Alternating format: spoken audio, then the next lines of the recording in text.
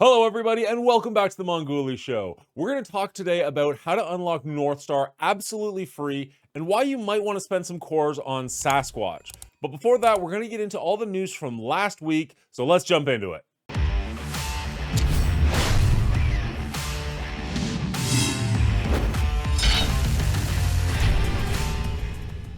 There's not a whole lot to talk about, to be perfectly honest, but one of the things I did want to touch on actually happened last weekend.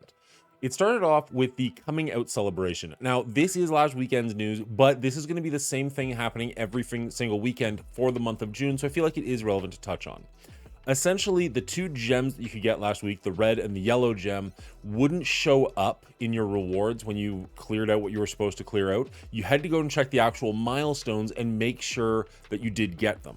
So some people spending a bunch of cores to do the node over and over again, the node that had Iceman on it. It's like 5, 6 or something like that. They had to do that multiple times because they're like, oh, I'm not getting this reward. This sucks. It cleared the first time you did it. You only had to do it one time and it should have shown up in your milestones. So it's a little bit unfortunate it didn't show up as a reward, but it's good that it did work. As far as the gem on the web store goes, it was only out for 24 hours as part of the free claim. Some people weren't able to claim it or didn't think to go and get their free claim stuff. And so they were upset that the milestone lasted for 3 days, but you could only claim that on the first 24 hours. So Scopely decided to extend the event by 1 day and just send it out in everybody's inbox so that you should have received this no matter what. The problem is they didn't extend the red gem in the campaign node for that other day. So now you had people complaining from the opposite side of it, where they were able to get the yellow gem as a free inbox thing, but they never did go and get the red one from Bobby. And so they were upset about that. My feeling on that is if you don't check into this game within a 3-day period and find out what you need to find out, that's kind of on you. I put out 2 different videos saying where to get those gems. I know a lot of other content creators did as well. It wasn't that hard to find. There was a giant bonus beside the name for the campaign. If in 3 days you can't find it on your own or find somebody who can tell you where it is, I don't know what to tell you on that one. Sorry. There's going to be these gems presumably coming out again this weekend and every weekend in June. So maybe check back with the channel when we know exactly where they're going to be. Ask somebody. Look for yourself. This is one of those ones where, like, I'm trying not to be snarky, but at the same time, like, you got to have some responsibility yourself on this one, guys. The last thing that we're going to touch on for last week, was the announcement of these 2 events that are entirely for spenders. There is nothing free to play about this. What you want to do is you want to buy offers for Guardian or buy offers for Sasquatch. Now, these are 2 separate events. So the one for Guardian started on June 13th. The one for Sasquatch is going to start on June 21st. And essentially, the more that you spend, the better rewards you're going to get. Think of this as the bang for your buck milestone, but only for these character shards. So you have to be buying these specific things and only with cash. If you use power cores to unlock these characters, great, you get the characters, does nothing for this event. Now you can see there are 2 different offers here. These are in Canadian. One for $130, which gets you 1,000 milestone points, and one for $70 that'll get you 500 milestone points. So obviously, I mean, if you're just going bang for your buck, the $130 version is better for you than the $70 version, but both of these are pretty expensive if you're looking to just get some of those rewards. And as far as those rewards go, you can see you are going to get some gold, some training materials, and the character shards. Now, the character shards are obviously the big part here, but if you want to get all the way down to the very bottom, that's 3,500 points that you're going to need, which in Canadian is $460 if you want to get all the way to the bottom here. Now, there is crimson gear here. You got some mega gold orb fragments. You got 2 diamonds on Sunfire. It's a little unfortunate it's not 3, but so be it. More crimson gear, and then a bunch of character shards for the 2 characters. So, like, if you're going to spend on these characters anyways, this is kind of a nice bonus. This isn't good enough to incentivize me to spend that much money on these characters, though. Maybe that's just me. I understand people are going to be upset that there's literally nothing here free to play. This is entirely just for the spenders. If you're going to spend this much money, you kind of deserve to get a little extra. Like, if you spend $130 on one of those offers, that's going to get you an extra 15 Guardian shards and 15 Northstar shards, 65 credits, and 3.5 million gold. Like, If that's enough of an incentive to push you over the edge, great. But if you're a free-to-play or a cheap-to-play player, I can't imagine this pushing the needle for you at all. And it's a little unfortunate. Like, it says it starts off at 250 here. I couldn't find a single offer that would get you 250 points. So that's weird. Okay. I don't know. Let me know in the comments below. What does this event seem like to you? This seems like a ridiculous event for me. The rich get richer. I'm not mad about it. Like, I can't force myself to be pissed off, even for a YouTube video. It just doesn't affect me. If you're going to spend 130 bucks on this game, you deserve a little more. That's as far as I can go for it, but it's not incentivizing enough to get me to go. Now, what I will say is the Merch for Money event, I think, is the better way to do something like this, where you can give everybody something, and it incentivizes you to spend a little bit more money than you thought you would, and it's going to go for 6 weeks, I believe it is, or maybe it's 8 weeks. So, like, over the course of those 8 weeks, are you going to be more or less likely to spend a little bit more to get a little bit more gold? I think that's a much more, I've said this word a lot here, but it's more incentivizing that way than this. This is an event that's going to show up and disappear in a couple of days, and I'm not going to think about it ever again. I don't know. I think Merch for Money is just the better way to go. All right, and unless I'm forgetting something, that's kind of it from this week. There weren't a whole lot of blogs going out. There wasn't a whole lot of news. Everything in the game, I think, was just kind of working as intended. The event from last week was pretty bland. So, like, if you got your blitz rotations in, great, but, like, So let's just get on to this week's news. It's a lot more exciting this week than last week, I'll give you that. All right, we actually got an advanced copy, which is excellent. We usually do, but not usually advanced enough that I can actually record this segment before it goes live in-game. Usually I'm working on a Friday afternoon, and by the time I get home and record this, it's, you know, already been out for a couple hours. So it's kind of cool that we get to do this ahead of time.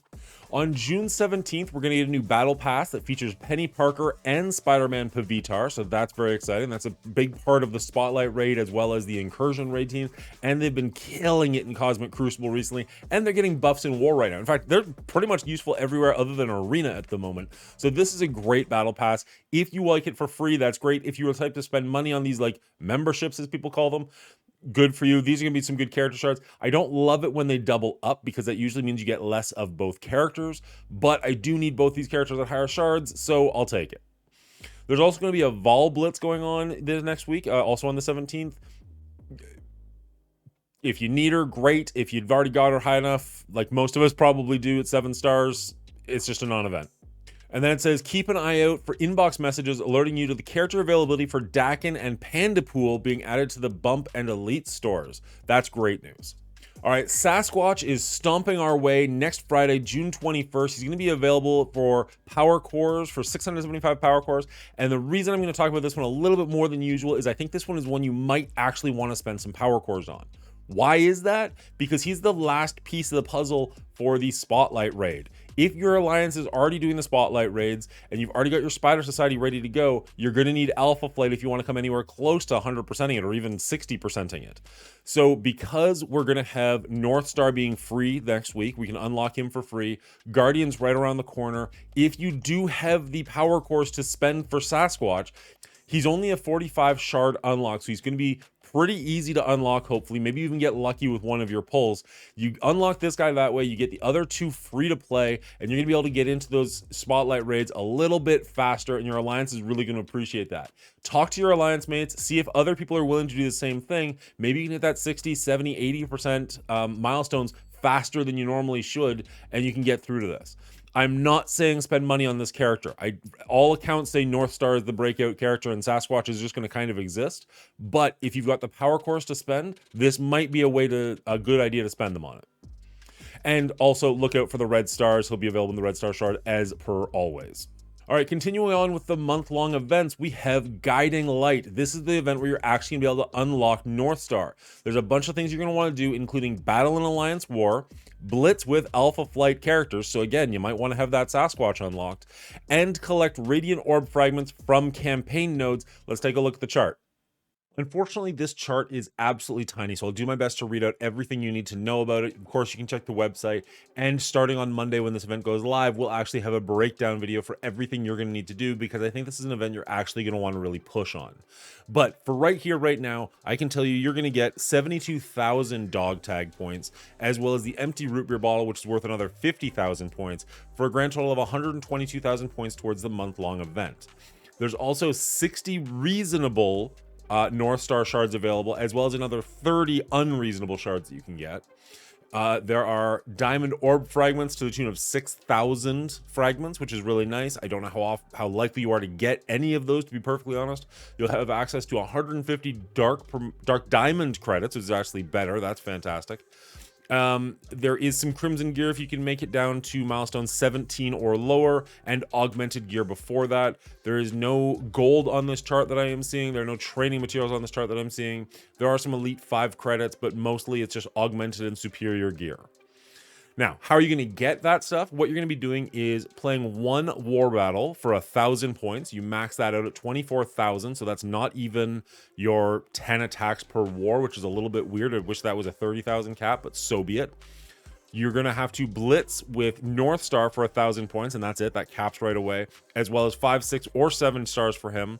Same goes for Guardian and Sasquatch, so you should hopefully be able to get...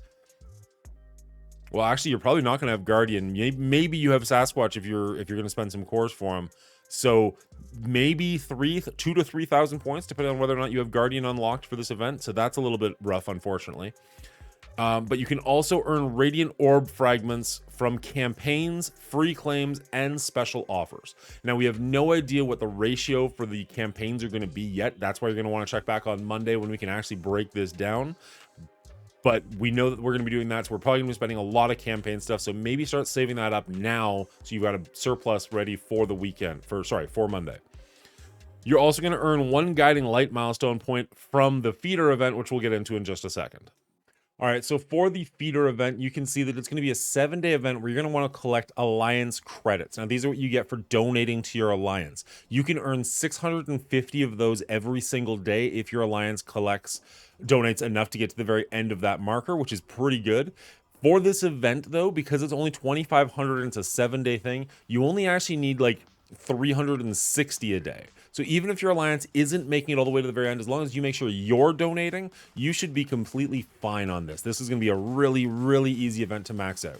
Now, if we take a look, you can see you're going to get 16,000 points towards the actual event, which is really nice. But if you take a closer look, 8,000 of those are going to be Guiding Light milestone points, and 8,000 of those are going to be Radiant Flight Orb fragments, which means you're going to get 4 orbs for doing this, as well as 16,000 points towards the event, which is actually pretty nice. All right, so if you max out the feeder event and you do all of your war attacks, that's going to be 40,000 points, which is enough for milestone 10, not quite milestone 11. We want to get to milestone 13 if we want to actually get the root beer bottle. So we know we're going to have to be doing more of the campaign nodes and the free claims and stuff like that. But we'll check back on Monday and see exactly how much we're going to have to do when we actually know the exact numbers. Also starting on Monday is an alliance-wide event where you're going to be wanting to spend ISO 8 campaign energy, so 2 different campaign energies, and collecting allied supply 5 orbs. Let's take a look at that chart. There is a leaderboard attached to this event as well, and I know that this chart is really hard to see, and I do apologize for that, but I will point out the top 1,000 players are going to get a 1 diamond Northstar, as well as the top 3% of players are going to get some amount of crimson gear. So as again, this is an event you're going to want to really push for if you can. Northstar, by all accounts, is going to be an incredible character in a couple of different game modes. So you're definitely going to want to try and push for this character to unlock him, to get him as many stars as you can. And if you can get in that top 1,000 and get a diamond on him, you're going to feel pretty good about yourself. All right, so taking a look at the chart, you can see that spending ISO 8 energy is only at a rate of 1-to-1. Now, this is an alliance-wide event, so if you get your 1,108 energy every single day, you spend all that energy, as does your 23 other alliance mates, you're going to be looking at 132,000 points for the event. That's not quite enough to get all the dog tags. We know we're probably going to get some allied supply orb fragments from the store as a free gift or something, so hopefully that will help out with this, so we can at very least get all the dog tags we want. But if we look further down, you can see there's actually quite a bit of gold and gold orb fragments available here. There are some shards for some characters like Pavitar, Peter B. Parker, Sunfire, Northstar if you can get down low enough, which is kind of nice. But there's also some diamond orb fragments and dark diamond credits if you can get down all the way on this chart. It will require you working together with your alliance, and it'll require you spending a ton of power cores or maybe even some cash if you want to get all the way down to the bottom. But there is some pretty decent stuff down here on the list, as well as some crimson gear, which they don't have highlighted to stand out, but it's there. The next quick rumble event is going to be for Wakandan characters, not just dogs, not just war dogs, but the actual Wakandans. There are, I believe, 7 Wakandans in the game currently. Hopefully you've got at least 5 of them maxed out at 7 stars, and you should be able to max this event out very easily. The free claim is going to have some Northstar shards available, so that's fantastic. Make sure you head over to the store and pick those up. They do make mention that the war leaderboards paid out more gold this season than they normally do, and starting on June 16th, it's going back to the original amount. It's not necessarily going down, it's just going back to what it was before. It was just a 1 season bonus for whatever reason, and they're just reminding you it's going back to the normal payout. Starting later today, we're having the second coming out event for Marvel Strike Force. This paid out really, really well last weekend if you did manage to get both those gems. It did have some crimson gear as well as some character shards. Now, most of the characters, well, all the characters have been out for a very long time, and a lot of players won't need them anymore. But for newer players, it's really nice. And for older players, it does have some crimson gear. We don't know exactly what the payouts are going to be for this one or where those gems are going to be hidden this time around, but check back later. I will have a short video out there showing where you can find those gems so you can pick them up easily, and hopefully more crimson gear. I'll take it. Some people were complaining that there weren't any pride frames coming out this year like we got last year. They are sending the same ones out from last year this year in your mailboxes. So if you're a newer player, you're going to see something in your mailbox where you get a bunch of different pride frames, which is amazing. And if you're a returning player, don't expect to see anything because they're the exact same ones you should already have from last June.